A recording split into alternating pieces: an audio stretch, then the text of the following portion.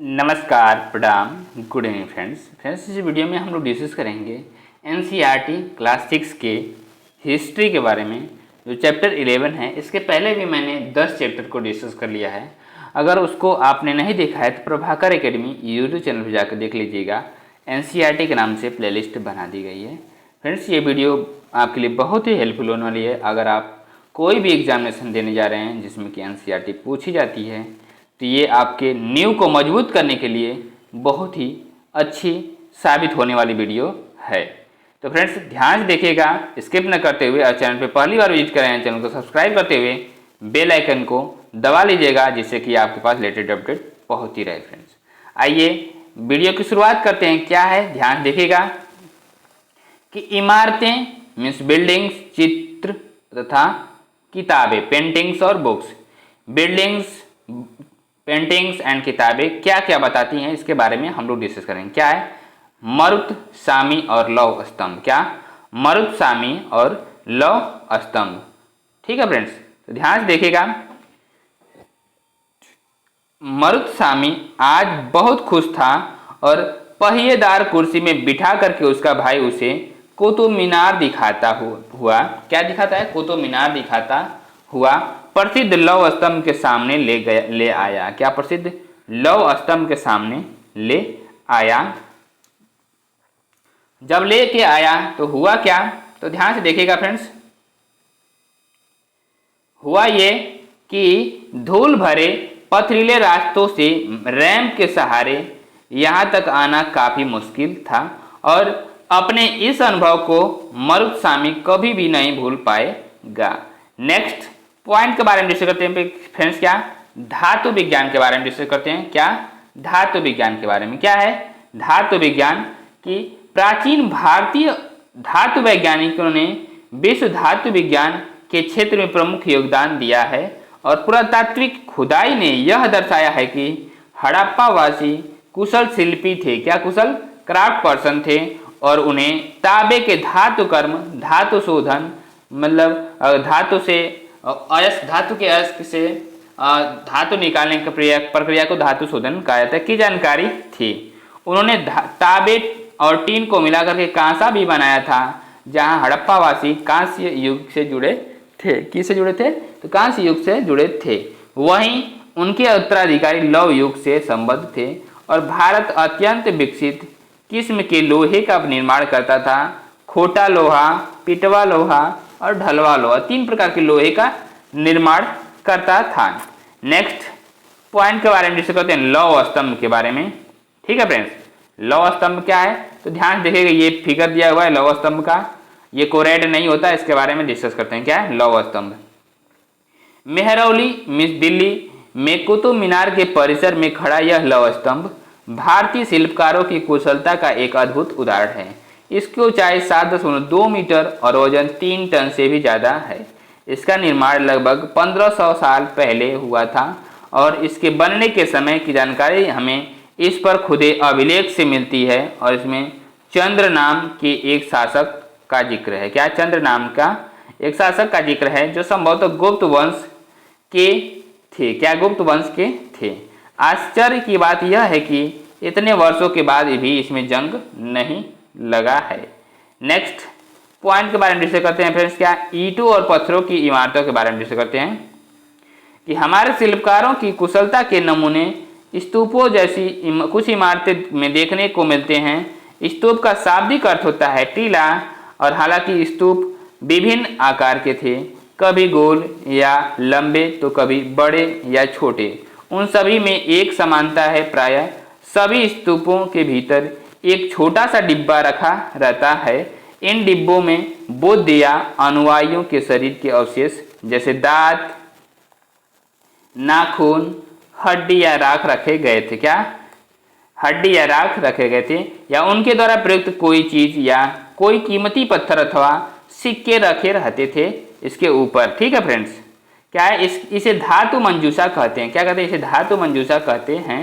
प्रारंभिक स्तूप धातु मंजूषा के ऊपर रखा मिट्टी का टीला होता था। अब बाद में टीले को ईंटे के रूप से ढक दिया गया और बाद के काल में उस गुंबद नुमा ढांचे को तराशे हुए पत्थरों से ढक दिया गया।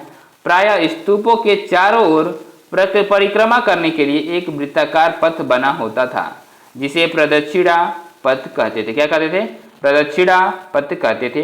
इस रास्ते को रेलिंग से घेर दिया जाता था, जिसे वेदिका कहते हैं। जिसे रेलिंग से घेरा जाता था उसे वेदिका कहा जाता था, कहते हैं। और वेदिका में प्रवेश द्वार बने होते थे। क्या बने होते थे? तो प्रवेश द्वार बने होते थे। ध्यान से देखिएगा फ्रेंड्स, क्या है कि रेलिंग तथा तोरण प्रायः मूर्ति कला की सुंदर कलाकृतियां से सजे होते थे।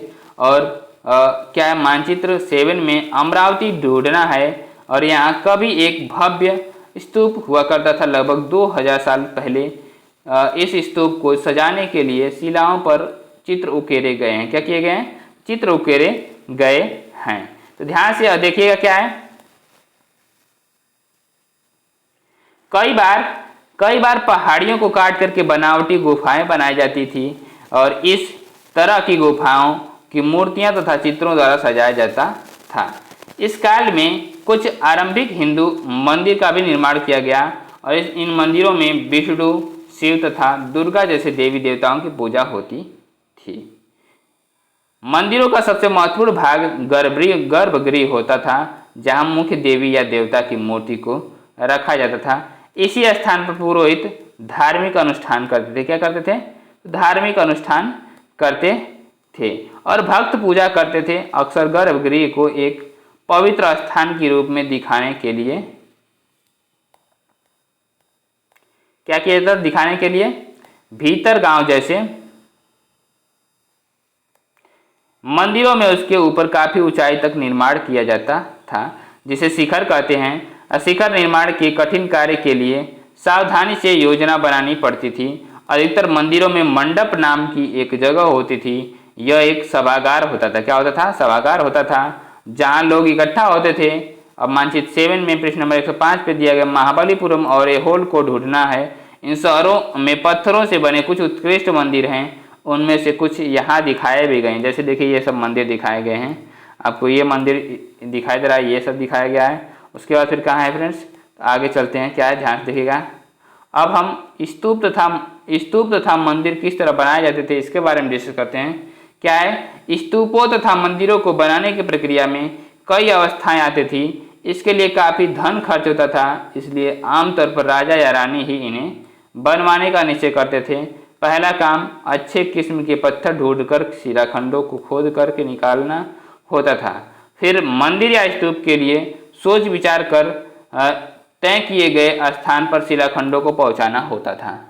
यहाँ पत्थरों को काट छाट करके तराशने के बाद खंडों, दीवारों की चौखटों, फर्शों या छतों का आकार दिया जाता था। इन सब के तैयार हो जाने पर सही जगहों पर उन्हें लगाना काफ़ी मुश्किल काम था।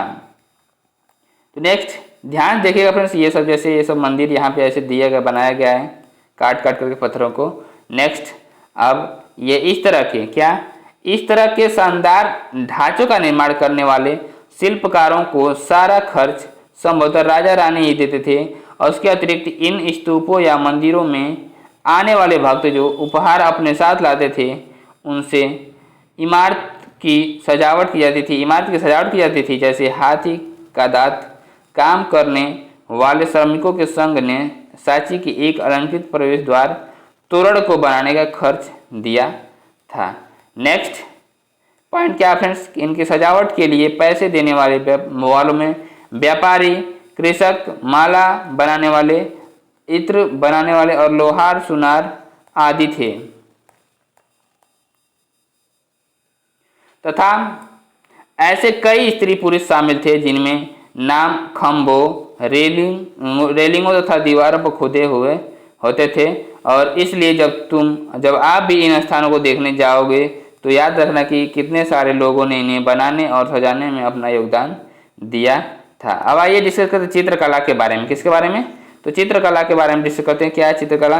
कि मानचित्र 7 में अजंता को ढूंढना है। यह वह जगह है जहाँ के पहाड़ों में सैकड़ों सालों के दौरान कई गुफाएं खोदी गई थी और इनमें से ज़्यादातर बौद्ध भिक्षुओं के लिए बनाए गए विहार थे। इनमें से कुछ चित्रों द्वारा सजाया गया था और यहाँ इनके कुछ उदाहरण दिए गए हैं। और गुफाओं के अंदर अंधेरा होने की वजह से अधिकांश चित्र मसालों की रोशनी में बनाए गए थे। इन चित्रों के रंग 1500 साल बाद भी चमकदार हैं। ये रंग पौधों तथा खनिजों से बनाए गए थे। इन महान कृतियों को बनाने वाले कलाकार अज्ञात हैं। क्या हैं? अज्ञात हैं, एनोनिमस हैं। नेक्स्ट पॉइंट के बारे में डिस्कस करते हैं फ्रेंड्स, तो ध्यान देखिएगा। पुस्तकों की दुनिया के बारे में डिस्कस करते हैं। क्या है पुस्तकों की दुनिया? तो इस युग में कई पुस्तक महाकाव्यों की रचना की गई। इन उत्कृष्ट रचनाओं में स्त्री पुरुषों की वीर गाथाएं तथा देवताओं से जुड़ी कथाएं हैं। क्या है? करीब 1800 साल पहले एक प्रसिद्ध तमिल महाकाव्य शिल्पी दिकारम की रचना इलांगो नामक कवि ने की है और इनमें कोवलम नामक एक व्यापारी की कहानी है। वह पुहार में रहता था। अपनी पत्नी कनंगी की उपेक्षा कर वह एक नर्तकी माधवी से प्रेम करने लगा। बाद में वह और कनंगी पुहार छोड़कर के मदुरै चले गए। वहाँ पांड्य राजा के दरबारी जौहरी ने कोवलम पर चोरी का झूठा आरोप लगाया, जिस पर राजा ने उसे प्राणदंड दे दिया। कनंगी, जो अभी भी उससे प्रेम करती थी, इस अन्याय के कारण दुख और रोष से भर गई और उसने मदुरै शहर का विनाश कर डाला। क्या कर डाला? विनाश कर डाला मदुरै शहर का। नेक्स्ट पॉइंट के बारे में डिस्कस करते हैं फ्रेंड्स। क्या है? ध्यान से देखिएगा कि शिल्प दिकारम से लिया गया एक वर्णन। क्या है? से लिया गया एक वर्णन। यहाँ कवि ने कनंगी के दुख का इस तरह वर्णन किया है, ओ मेरा दुख तो देखो, ओ मेरा दुख तो देखो, तुम मुझे सांत्वना तक नहीं दे सकते। क्या यही सही है कि विशुद्ध सोने से भी सुंदर तुम्हारा शरीर बिना धूल से सना यूं ही पड़ा है? यहाँ यह कहाँ का न्याय है कि गोधूली की इस स्वर्णिम आभा में फूल माला से ढके सुंदर वक्षस्थल वाले तुम जमीन पर गिरे पड़े हो। मैं अकेली, असहाय और हताश होकर के खड़ी हूँ। क्या ईश्वर नहीं है? क्या इस देश में ईश्वर नहीं है? पर क्या उस स्थान पर ईश्वर रह सकते हैं जहाँ कि राजा की तलवार निर्दोष नव आगंतुक के प्राण ले लेती है? क्या इस ईश्वर नहीं है? नहीं है। ये सब सारी चीज, मतलब वो क्या था कि निर्दोष था, लेकिन तब भी उसको मार दिया गया। तो ध्यान से देखिएगा फ्रेंड्स। क्या है? एक और तमिल महाकाव्य मणि मेखलई को करीब 1400 साल पहले सत्यनार द्वारा लिखी गई है और इसमें कोवलम तथा माधवी की बेटी की कहानी है।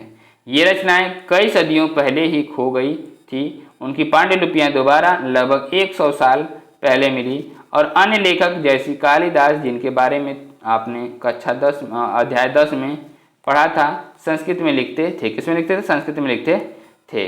नेक्स्ट पॉइंट क्या है फ्रेंड्स? तो ध्यान दीजिए, मेघदूत का एक श्लोक। मेघदूत का एक श्लोक क्या है फ्रेंड्स?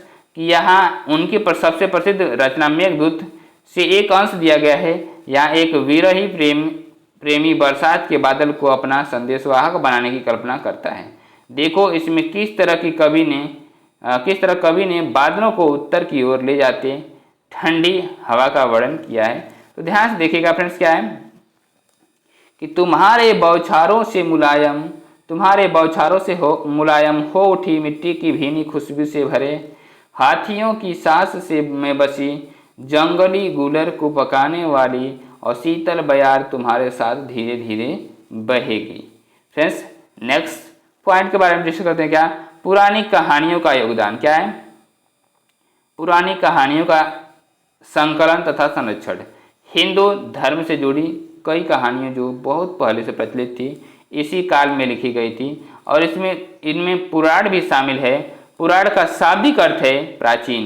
पुराणों में विष्णु, शिव, दुर्गा या पर्वतों जैसी देवी देवताओं से जुड़ी कहानियां हैं। इनमें से देवी देवताओं की पूजा की विधियां दी गई हैं। इसके अतिरिक्त इनमें संसार की सृष्टि तथा राजाओं के बारे में भी कहानियां हैं। अधिकतर पुराण सरल संस्कृत लोक में लिखे गए हैं और जिससे सब उन्हें सुन और समझ सकते हैं। स्त्रियां तथा शूद्र, जिन्हें वेद पढ़ने की अनुमति नहीं थी, वे भी इसे सुन सकते थे। वे पुराणों का पाठ पुजारी मंदिरों में किया करते थे। पुराणों का पाठ पुजारी मंदिरों में किया करते थे, जिसे लोग सुनने आते थे। क्या करते थे? लोग सुनने आते थे। और जो दो संस्कृत महाकाव्य महाभारत और रामायण लंबे अरसे से लोकप्रिय रहे हैं, तो आपने भी कुछ बच्चे इन कहानियों से परिचित होंगे। महाभारत कौरवों और पांडवों के युद्ध की कहानी है। किसकी? कौरवों और पांडवों के युद्ध की कहानी के बीच की कहानी है। और इस युद्ध का उद्देश्य पुरु वंश की राजधानी हस्तिनापुर की गद्दी प्राप्त करना था। यह कहानी तो बहुत ही पुरानी है, पर आज इसे हम जिस रूप में जानते हैं वह करीब 1500 साल पहले लिखी गई। माना जाता है कि पुराणों और महाभारत दोनों को ही व्यास नाम के ऋषि ने संकलित किया था। और महाभारत में ही भगवत गीता भी है, जिसके बारे में आपने अध्याय 9 में पढ़ा था। नेक्स्ट पॉइंट के बारे में डिस्कस करते हैं फ्रेंड्स। क्या है? रामायण की कथा कौशल के राजकुमार राम के बारे में है। उनके पिता ने उन्हें वनवास दे दिया था और वन में उनकी पत्नी सीता का लंका के राजा रावण ने अपहरण कर लिया था। सीता को वापस पाने के लिए राम को लड़ाई लड़नी पड़ी। वे विजयी होकर के कौशल की राजधानी अयोध्या लौटे। और महाभारत की तरह ही रामायण भी एक प्राचीन कहानी है, जिसे बाद में लिखित रूप दिया गया। संस्कृत रामायण के लेखक वाल्मीकि माने जाते हैं। क्यों कौन माना जाता है संस्कृत रामायण के लेखक? तो वाल्मीकि माने जाते हैं। नेक्स्ट पॉइंट के बारे में डिस्कस करते हैं फ्रेंड्स। क्या है? ध्यान से देखिएगा कि आम लोगों द्वारा कही जाने वाली कहानियाँ बहुत सारी कहानियाँ जो आप अपने दादा दादी से, मम्मी पापा से कहानियाँ सुन सकते हैं। आम लोग भी कहानियाँ कहते हैं, कविताओं और गीतों की रचना करते थे, गाने गाते थे और नाचते थे और नाटकों को खेलते थे। इनमें से कुछ तो समय के आसपास जातक और पंचतत्व की कहानियों के रूप में लिख करके सुरक्षित कर लिए गए। जातक कथाएं तो अक्सर स्तूपों को रेलिंगों तथा अजंता के चित्रों में दर्शाई जाती थी। इनमें से एक कहानी अगले पृष्ठ पर दी गई है। नेक्स्ट ध्यान से देखिएगा फ्रेंड्स। क्या है? बंदर राजा की कहानी। बंदर राजा की कहानी के बारे में डिस्कस करते हैं। क्या है? एक समय बंदरों का एक महान राजा हुआ। वह हिमालय पर गंगा के किनारे अपने 80,000 अनुयायियों के साथ रहता था। इन सारे बंदरों को एक खास आम के पेड़ के फल बहुत प्रिय थे। ये आम बहुत बड़े मीठे होते थे। इतने स्वादिष्ट आम धरातल पर नहीं उगते थे। एक दिन एक पका हुआ आम गंगा नदी में गिरकर बहते बहते वाराणसी पहुंच गया। जहाँ से वीडियो अभी शूट की जा रही है वहाँ पे पहुंच गया। और उस वक्त नदी में वहाँ का राजा नहा रहा था। उसे वह आम मिला जिसे उसे चख करके वह हैरान रह गया। उसने अपने राज्य के जंगलों की देखभाल करने वालों से पूछा कि क्या वे इस आम के पेड़ को ढूंढ सकते हैं या नहीं। वे राजा को हिमालय की पहाड़ी ले गए। वहाँ पहुंचकर राजा तथा उसके दरबारियों ने खूब आम खाए। और रात में राजा ने देखा कि बंदर भी पके आमों का मजा ले रहे हैं। राजा को यही बात बुरी लगी और उसने उन्हें मार डालने का फैसला लिया। बंदरों के राजा ने अपनी प्रजा को बचाने की एक योजना बनाई। उसने आम के पेड़ की टहनियों को तोड़ करके उन्हें आपस में बांध कर नदी पर पुल बनाया। इसके एक छोर को वह तब तक पकड़े रहा जब तक कि उसकी सारी प्रजा नदी के पार न कर लिया। इस प्रयास से वह इतना थक गया कि मरणासन होकर के गिर पड़ा। क्या? मरणासन होकर के गिर पड़ा, मतलब बेहोश होकर के। और राजा ने जब यह देखा तो उसने बंदर राजा को बचाने की काफ़ी कोशिश की, पर वह सफल न हुआ। बंदर राजा की मृत्यु पर उसे शोक हुआ और राजा ने उसे पूरा सम्मान दिया। मध्य भारत में भरहुत के एक स्तूप से मिले एक पत्थर पर उकेरे गए चित्र में इसे दिखाया गया है। क्या किया गया है? इसे दिखाया गया है। तो ध्यान से देखिएगा फ्रेंड्स। नेक्स्ट पॉइंट क्या है कि विज्ञान की पुस्तकों के बारे में डिस्कस करते हैं। क्या कि इसी समय गणितज्ञ तथा खगोल शास्त्री आर्यभट्ट ने संस्कृत में आर्यभट्टियम नामक पुस्तक लिखा। क्या लिखा? संस्कृत में आर्यभट्टियम नामक पुस्तक लिखा। इसमें इन्होंने लिखा कि दिन और रात पृथ्वी से कि अपनी धुरी पर चक्कर काटने की वजह से होती है। दिन और रात अपने चक्कर करती है, रोटेशनल मोशन अपने एक्सिस पे, तो उससे दिन रात होते हैं, काटने की वजह से होते हैं। जबकि लगता है कि रोज सूर्य निकलता है और डूबता है। उन्होंने ग्रहण के बारे में भी एक वैज्ञानिक तर्क दिया है। उन्होंने वृत्त की परिधि को मापने की भी विधि ढूंढ निकाली, जो लगभग उतनी ही सही है जितनी कि आज प्रयुक्त होने वाली विधि। बराहमिहिर, ब्रह्मगुप्त और भास्कराचार्य कुछ अन्य गणितज्ञ और खगोलवेत्ता थे जिन्होंने कई खोजें की इसके बारे में और पता लगाए। फ्रेंड्स, नेक्स्ट पॉइंट के बारे में डिस्कस करते हैं। अब शून्य के बारे में डिस्कस करते हैं। शून्य, शून्य क्या है फ्रेंड्स? तो अंकों का प्रयोग पहले से होता रहा था, पर अब भारत के गणितज्ञ ने शून्य के लिए एक नए चिन्ह का आविष्कार किया। गिनती की यह पद्धति अरबों द्वारा अपनाई गई तथा तब यूरोप में भी फैल गई। आज भी यह पूरी दुनिया में प्रयोग की जाती है। रोम के निवासी शून्य का प्रयोग किए बगैर गिनती करते थे। उसके बारे में और भी जानकारी हासिल करने की कोशिश करिए आप, और कमेंट में करके बताइएगा। आयुर्वेद के बारे में डिस्कस करते हैं फ्रेंड्स। मीन्स कहने का मतलब क्या है कि भारतीय मतलब शून्य का आविष्कार आर्यभट्ट ने किया था। नेक्स्ट क्या है? आयुर्वेद। आयुर्वेद चिकित्सा विज्ञान की एक विख्यात पद्धति है जो प्राचीन भारत में विकसित हुई है। प्राचीन भारत में आयुर्वेद के दो प्रसिद्ध चिकित्सक थे, चरक प्रथम द्वितीय शताब्दी ईस्वी और सुश्रुत चौथी शताब्दी ईस्वी। चरक द्वारा रचित चरक संहिता औषधि की एक उल्लेखनीय पुस्तक है। अपनी रचना सुश्रुत संहिता में सुश्रुत ने शल्य चिकित्सक की विधियों का विचित्र वर्णन किया है। नेक्स्ट पॉइंट के बारे में डिस्कस करते हैं फ्रेंड्स। क्या है? अन्यत्र के बारे में डिस्कस करते हैं। क्या कि कागज आज हमारे रोजमर्रा की जिंदगी का हिस्सा बन गया है। जो किताबें हम पढ़ते हैं वे कागज पर छपी होती हैं। उसी तरह लिखने के लिए भी हम कागज का ही उपयोग करते हैं, और कागज का आविष्कार करीब 1900 साल पहले काई लून नाम के व्यक्ति ने चीन में किया था। क्या? काई लून नाम के व्यक्ति ने चीन में किया था। उसने पौधों के रेशों, कपड़ों, रस्सियों और पेड़ की छालों को पीट पीट करके लुगदी बना करके उससे पानी में भिगो दिया। फिर उस लुगदी को दबा करके उसका पानी निचोड़ा और तब सुखा करके कागज बनाया। आज भी हाथ से कागज बनाने के लिए इस विधि का प्रयोग किया जाता है। कागज बनाने की तकनीक को सदियों तक गुप्त रखा गया। करीब 1400 साल पहले यह कोरिया तक पहुंच गई। कहाँ तक पहुंच गई? कोरिया तक पहुंच गई।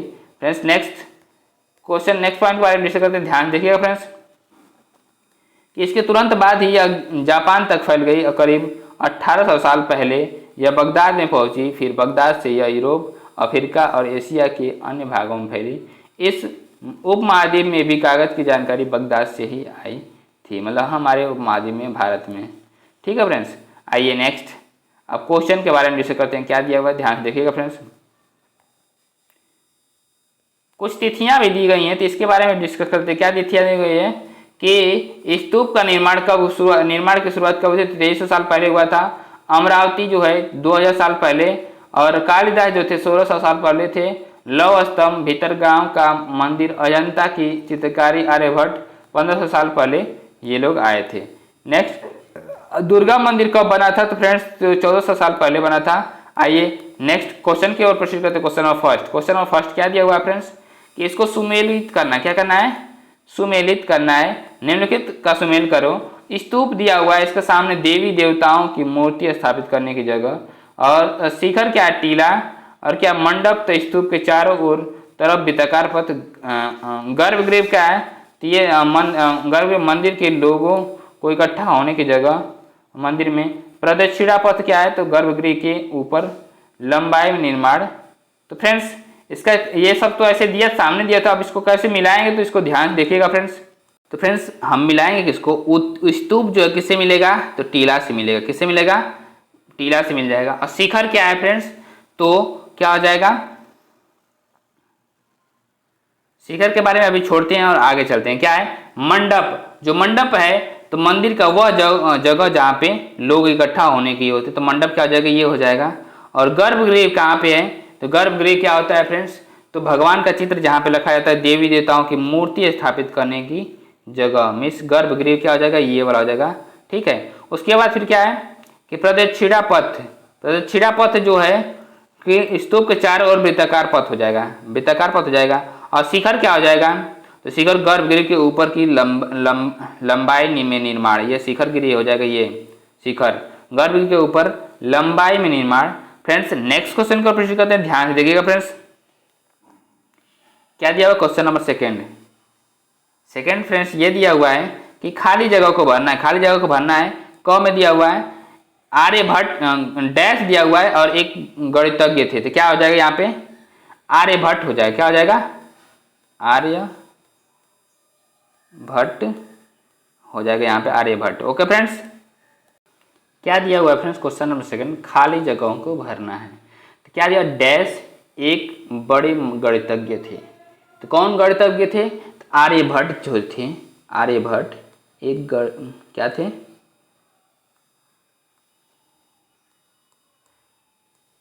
आर्यभट्ट जो थे एक बहुत बड़े गणितज्ञ थे।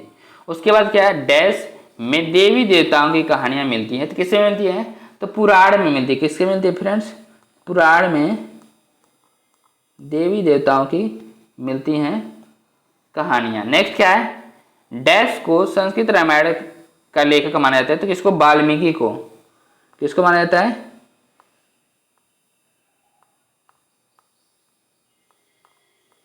वाल्मीकि को क्या माना जाता है, संस्कृत रामायण का लेखक माना जाता है। नेक्स्ट क्या है फ्रेंड्स कि डैश और डैश दो तमिल महाकाव्य हैं, तो पहला क्या है, सिलप्पदिकरम, क्या है, सिलप्पदिकरम।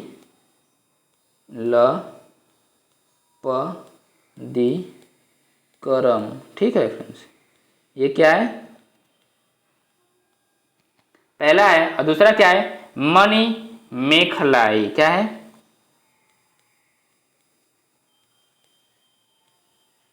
मेखलाई। ठीक है फ्रेंड्स, ये दो तमिल महाकाव्य हैं। नेक्स्ट क्वेश्चन का प्रश्न करते हैं फ्रेंड्स, ध्यान से देखिएगा। क्या है next question, question number second, third क्या है,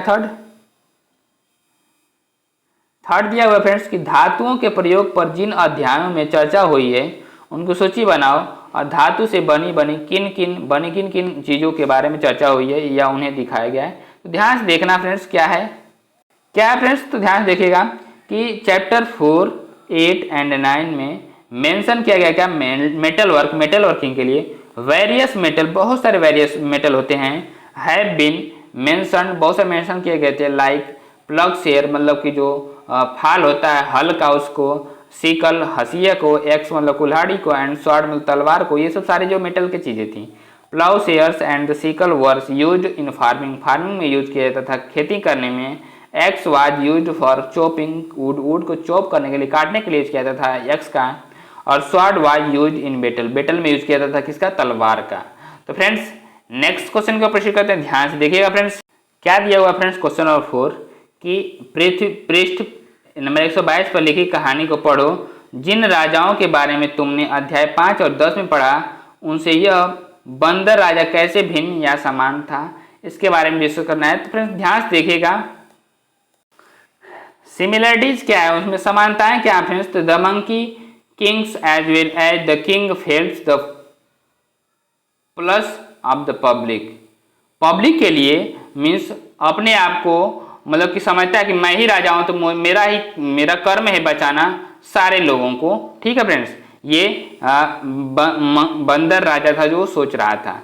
और नेक्स्ट पॉइंट क्या है फ्रेंड्स सिमिलरिटीज में, the monkey king as well as the others king work for the welfare of the peoples, मतलब जो मंकी किंग था जैसे काम कर रहा था वैसे ही वारफेयर में और भी लोग काम करते हैं।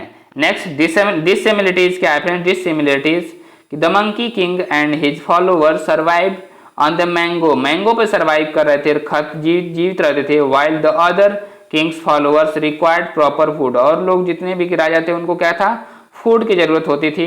मंकी जो थे बस केवल फ्लावर मैंगो पे ही जीवित रहते थे। नेक्स्ट क्या है फ्रेंड्स कि the monkey king did not try to capture, capture करना नहीं ट्राई किए, द अदर किंग, दूसरे किंग को, प्रॉपर्टी को, while the other kings did capture try to kill the monkey and their king for just a fruit, मतलब कि एक fruit के लिए जो मारने की कोशिश किया गया बंदरों को। तो फ्रेंड्स ये सारे क्वेश्चन के आंसर थे। और नेक्स्ट पॉइंट के बारे में डिस्कस करते हैं, ध्यान से देखिएगा। तिथियों पे एक बार नजर डाल लेते हैं फ्रेंड्स, तो ध्यान से देखिएगा क्या है। इस पुस्तक में हमने वर्ष 2000 को शुरुआती बिंदु के रूप में रखकर घटनाओं प्रक्रियाओं के होने की अनुमानित तिथियों की जानकारी दी है, और अन्य पुस्तकें जो आप पढ़ते होंगे उनमें तिथियां अलग तरह की लिखी होंगी। इस पुस्तक की इन तिथियों के पहले करीब या लगभग लिखा गया है। नेक्स्ट पॉइंट के बारे में डिस्कस करते हैं फ्रेंड्स, क्या है कि जैसे कि पूरा पाषाण युग अध्याय 2 के लिए तिथियां लाखों वर्ष पहले के रूप में लिखी गई हैं। मेहरगढ़ अध्याय 2 में कृषि तथा पशुपालक की शुरुआत लगभग की तिथि लगभग 6000 वर्ष दी गई है। और हड़प्पा के नगरों का विकास लगभग 2700 से लेकर 1900 वर्ष ईस्वी पूर्व के बीच हुआ है। और ऋग्वेद की रचना का काल क्या है, तो 1500 से लेकर के 1000 ईस्वी पूर्व के बीच बताया गया है। महाजनपदों तथा गंगा के मैदानी इलाकों में नगरों का विकास तथा जन उपनिषद, जैन धर्म तथा बौद्ध धर्म से जुड़े विचारों का उदय लगभग 500 ईस्वी पूर्व है। नेक्स्ट क्या फ्रेंड्स, पश्चिमोत्तर में सिकंदर का आक्रमण लगभग 327 से लेकर 325 ईस्वी पूर्व है। नेक्स्ट पॉइंट क्या फ्रेंड्स, तो ध्यान देखिएगा, चंद्रगुप्त मौर्य का राजा बनना लगभग 321 ईस्वी पूर्व है। और अशोक का शासन काल लगभग 272 से लेकर 268 ईस्वी पूर्व से 231 ईस्वी पूर्व से लेकर के बीच में है। संगम साहित्य की रचना लगभग 300 ईस्वी पूर्व से लेकर के 300 ईस्वी तक है। और कनिष्क का शासन लगभग 78 से लेकर के 100 ईस्वी पूर्व तक है। और गुप्त साम्राज्य की स्थापना लगभग 320 ईस्वी है। वल्लभी की परिषद में जैन साहित्य की संकलन लगभग 512 से लेकर के 521 ईस्वी तक है। हर्षवर्धन का शासनकाल क्या है, 606 से लेकर के 647 तक है। और चीनी यात्री स्वयं सांग का भारत का आगमन 630 से लेकर 643 ईस्वी तक दिया गया है। नेक्स्ट पॉइंट क्या है फ्रेंड्स, पुलकेशिन सेकेंड का शासन 609 से लेकर के 642 ईस्वी तक था। कुछ घटनाओं के लिए जैसे कि अशोक के शासन की शुरुआत की तिथि के रूप में आपके एक से अधिक तिथियां देखने को मिल सकती हैं। ऐसा इसलिए है क्योंकि इतिहासकार इस बात पर एक मत नहीं हो पाए हैं। सही तिथि क्या है, प्रश्नवाचक चिन्ह के साथ दी गई तिथियां इस बात का संकेत करते हैं कि यह तिथियां निश्चित नहीं हैं। नेक्स्ट पॉइंट के बारे में डिस्कस करते हैं फ्रेंड्स, ध्यान से देखिएगा। ये क्या दिया, भारत का राजनीतिक मानचित्र दिया गया है।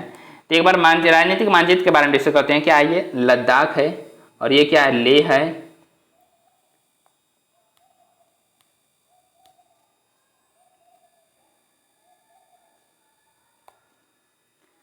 ठीक है फ्रेंड्स, ये क्या है, लद्दाख है। और यहाँ से यहाँ तक लेकर के क्या है, ये लेह लद्दाख है, ये सारी चीज़ें। ठीक है फ्रेंड्स, और ये जम्मू कश्मीर है। उसके बाद बीच में क्या है, इधर हिमाचल प्रदेश है जिसमें शिमला उमला आता है। और इधर क्या चंडीगढ़ है जो कि यूटी है, चंडीगढ़। ठीक है फ्रेंड्स, और इधर हरियाणा भी है, हरियाणा। और इसके बाद इधर क्या है फ्रेंड्स, ये दिल्ली है, इधर दिल्ली है। यहाँ पे उत्तराखंड हो गया, इधर नेपाल हो गया। उसके बाद फिर क्या है फ्रेंड्स कि ये उत्तर प्रदेश है। क्या है, जिस प्रदेश में हम लोग रहते हैं, जो ये वीडियो शीट के जरिए बनारस से, तो बनारस से मतलब ये उत्तर प्रदेश हो गया ये। ठीक है फ्रेंड्स, अब उसके बाद फिर क्या है, ये बिहार है। बिहार में पटना राजधानी है बिहार की। ठीक है, इधर भूटान है।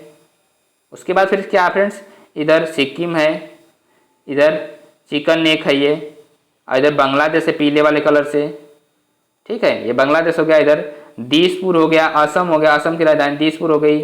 उसके बाद फिर नागालैंड हो गया, इधर यहीं पे नागालैंड है। यहाँ पे मणिपुर है जहाँ पे अभी क्या हो रहा था, तो कोकीमैती लड़ाई हो रही थी। ये इधर अरुणाचल प्रदेश है। क्या इधर अरुणाचल प्रदेश है।